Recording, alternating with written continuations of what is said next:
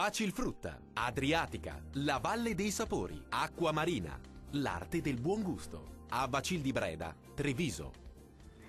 Benvenuti al Meteo. Non cambia il tempo sulle nostre regioni, la situazione sarà sostanzialmente la stessa con un tempo variabile, specie sui settori alpini. Ecco il dettaglio di venerdì 12 luglio. Sul Veneto avremo un ampio soleggiamento e cielo al massimo poco nuvoloso. Dal pomeriggio sarà possibile qualche veloce temporale sui monti che localmente potrà bagnare anche le pianure circostanti. Temperature sempre sostanzialmente invariate, con minime tra 15 e 20 gradi, massime oscillanti invece tra 26 e 29 gradi.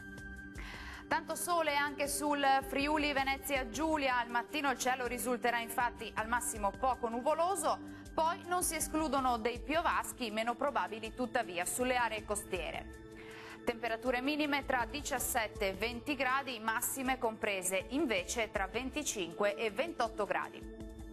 Uno sguardo infine al Trentino Alto Adige, dove il sole sarà protagonista al mattino. Col passare delle ore saranno possibili occasionali acquazzoni un po' su tutta la nostra regione, come ci mostra la grafica.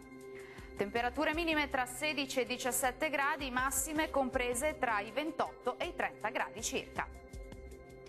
Bene, dal Meteo di Antenna 3 è tutto, vi do appuntamento al prossimo aggiornamento. Arrivederci.